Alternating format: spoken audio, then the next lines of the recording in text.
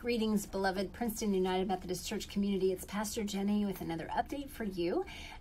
This time I'm reading from Luke chapter 15, verse 9. And here's how it goes. When she has found it, she calls together her friends and neighbors, saying, "Rejoice with me, for I have found the coin that I had lost." This is the word of life. Thanks be to God. We are continuing to talk about God's time to shine, God doing God's greatest, most significant work in us and through us and with us and around us to bring us back to the garden, to bring us fully into the kingdom of God, to make out of us Jubilee people, a Jubilee community who practice and have a way of life that includes Sabbath rest and an awareness and a living into the abundance that God gives us. And we are people who celebrate and have a practice of forgiveness and knowing ourselves to be forgiven, who are liberated people and who liberate others, who work for justice, and now who are also joyful people. We know too that Jesus is the embodiment of Jubilee, ushering us into the ultimate Jubilee through his ministry, through the very way of life that he invites all people into in his day, but also in our day as well. And today this week we're talking about joy.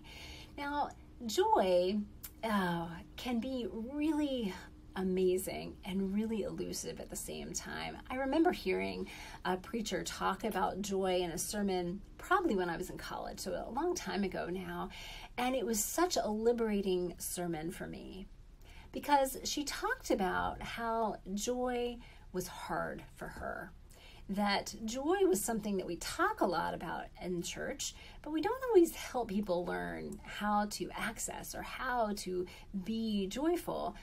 Sometimes there's even pressure around feeling joyful when we don't really feel joyful, or that there are lots of things that would prevent us from feeling joyful. So to hear her talk about this, to talk about how joy wasn't so forthcoming for her, it wasn't easy for her, was so helpful, so freeing to me, because that was very much how I felt.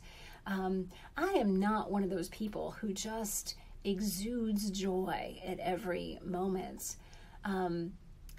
Joy has been challenging for me, but it has also been something that I've sought to learn about, sought to explore, sought to understand why it is elusive for me.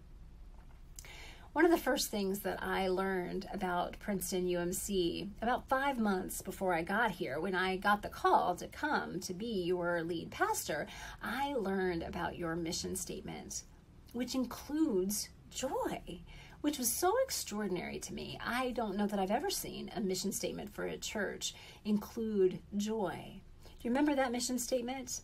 It talks about being a diverse faith community, joyfully responding to God's love and growing as disciples of Christ. And as I've talked about this, and we've done some updating work around this mission statement, but we kept the word joy, those words, joyfully responding to God's love, but it hasn't been blindly. It hasn't been without conversation. It hasn't even been without wondering whether it should be there at all.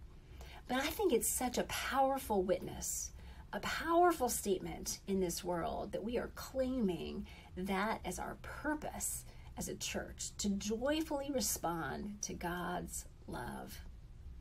We're going to talk a whole lot more about joy on Sunday, and we're going to talk about some of these ways that we misunderstand it, and that sometimes it can feel like pressure, or sometimes we kind of are seeking to manufacture it instead of receiving it or responding in a certain way, how we look for it here when maybe we should look for it there.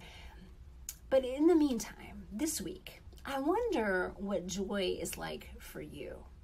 Are you someone for whom it just flows like a river, like that song? Or, you know, it goes joy like a fountain, peace like a river, joy like a fountain, love like an ocean. So joy like a fountain. Are you somebody who bubbles up with joy? Or are you somebody for whom it really feels tough to access joy for you?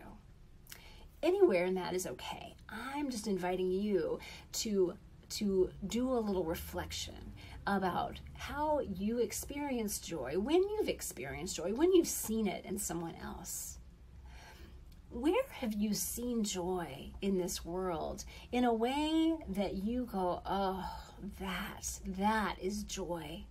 That is what we're talking about. That is the kind of joyful response I want to have, or want to understand better how to have, or I wonder if that kind of joy is accessible by me. So what is your experience with joy? Where have you seen it? Who have you seen it in?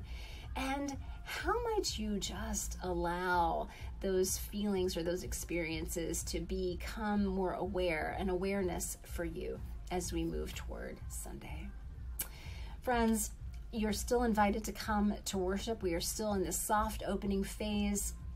There is room for you to come should you want to come. If you prefer to stay home, if that feels the right choice for you, maybe you're traveling and you need to worship from afar, then do that.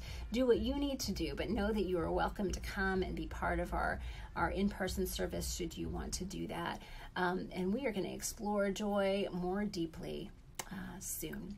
Friends, let me close with this reminder of God's grace. You are enough because God is enough, and that in itself is joyful. May we find and rejoice in that, find joy and rejoice in that good news today. Blessings.